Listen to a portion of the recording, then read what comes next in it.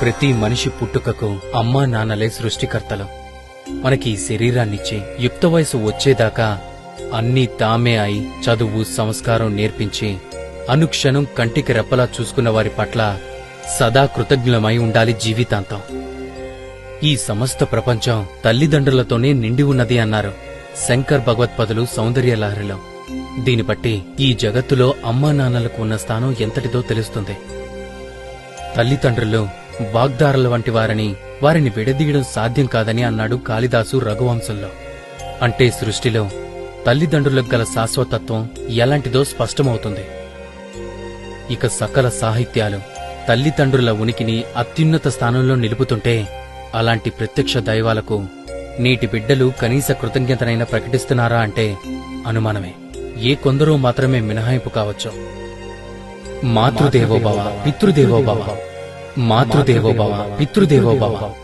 తల్లిదండ్రులనే దేవతలుగా భావించేవాడివై జీవించు అనే వేద సూక్తులు చెప్తున్నాయి. ఈ సూక్తిని శిరస్సును ధరించి అనుసరిస్తున్నవారు కొందరైతే తల్లిదండ్రులను తమ సుఖ సంతోషాలకు అవరోధాలుగా భావించి వాళ్లను దయ్యాలుగా చూస్తూ తరిమి కొట్టే అధములైన కొడుకులు లోకంలో లేకపోలేదు. పున్నామ నరకం నుంచి తమను ఉద్ధరిస్తాడనుకునే కొడుకు తాము బతికి ఉండగానే తమకు ప్రత్యక్ష నరకాన్ని చూపిస్తుంటే వీడు కొడుకా లేక యమకింకరుడా అని తల్లిదండ్రులు దుఃఖించే పరిస్థితులు నేడు సమాజంలో కనిపించటం శోచనీయం. తల్లిదండ్రుల దగ్గర ఉన్న ఆస్తిపాస్తులను డబ్బు దస్కాన్ని బలవంతంగా లాక్కొని తల్లిదండ్రులను ఇంటి నుంచి మెడపట్టి గింటేస్తున్న కొడుకులు నేడు కనపడుతున్నారు. వీళ్లంతా నిజమైన కొడుకులేనా? అసలు వీళ్లు మనుషులేనా అనిపించక మానదు. తల్లిని గౌరవించి ఆదరించేవారికి మానవ ప్రపంచంలోనూ, తండ్రిని ప్రేమించి పూజించేవారికి అంతరిక్ష లోకాల్లోనూ, గురువును భక్తి ప్రవర్తనలతో సేవించిన వారికి బ్రహ్మలోకంలోనూ తిరుగుండదని మనుస్మృతి చెప్తుంది. నవమాసాలు గర్భంలో మోసి ప్రసవ వేదనను అనుభవించి తనను కన్న తల్లిని అష్టకష్టాలు పడిపెంచి పోషించిన తండ్రిని క్షణంలో మర్చిపోయి తన ప్రయోజనాన్ని మాత్రమే చూసుకునే సంతానానికి నిష్కృతి ఉంటుందా? ఉండనే ఉండదు. తల్లిదండ్రుల రుణాన్ని 100 ఏళ్లపాటు సేవించినా తీర్చుకోవడం కష్టమే. ఏ తల్లిదండ్రులైనా తమ సంతానం గుణవంతులుగా రాణించాలని, తమకు ఆత్మసంతృప్తిని కలిగించాలని మాత్రమే కోరుకుంటారు. వేరే ఏదో ప్రయోజనంతో చూడనే చూడరు.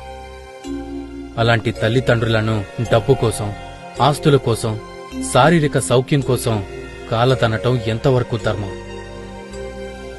గుణహీనులైన ఎందరో కొడుకుల కంటే గుణవంతుడైన ఒక్క పుత్రుడు చాలునని. ఆకాశంలో ఎన్ని నక్షత్రాలు ఉన్నా ఏం ప్రయోజనం? ఒక్క చంద్రుడుంటే చాలు. ఆకాశానికి భూమికి అందం ఆహ్లాదం కలుగుతాయని పంచతంత్రం చెబుతుంది. పార్వతీ పరమేశ్వరులను తల్లిదండ్రులుగా ప్రస్తుతించాడు కాళిదాసు.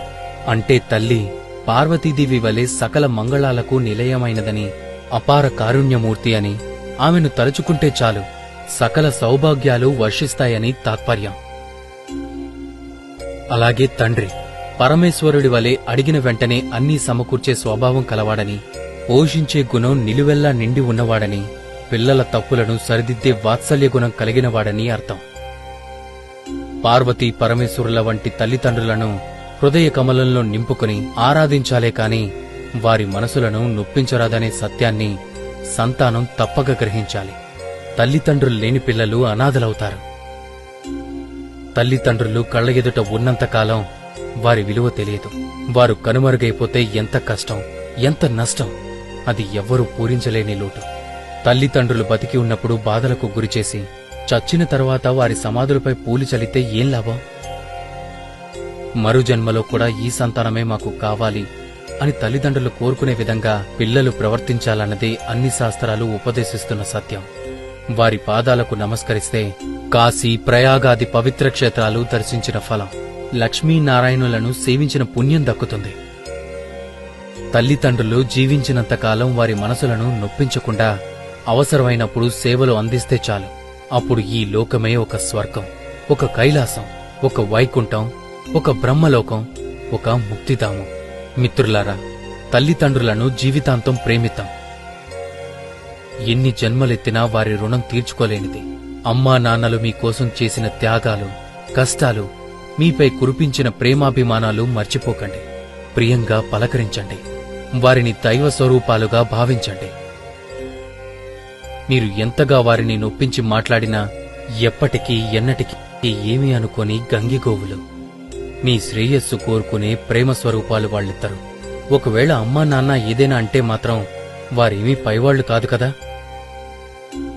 అదంతా మీపై ఉండే ప్రేమతోనే తప్ప వారికి మనసులో కోపం, ద్వేషం ఎందుకుంటుంది చెప్పండి?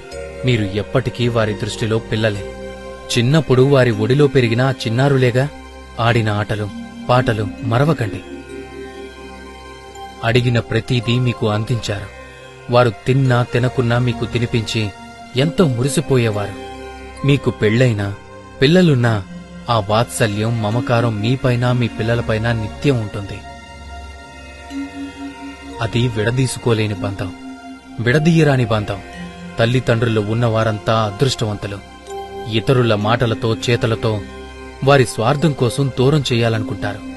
విఘ్నత కలిగి ఉండండి. వారిని ఏ దిక్కు లేనివారిగా చేయకండి. వృద్ధాశ్రమాల్లోనూ అనాథ శరణాలయాల్లోనూ ఉంచడం భావ్యం కాదు. బాధ్యతగా వారిని మనతోనే ఉంచుకుందాం. వారి రుణం తీర్చుకుందాం. హరే కృష్ణ.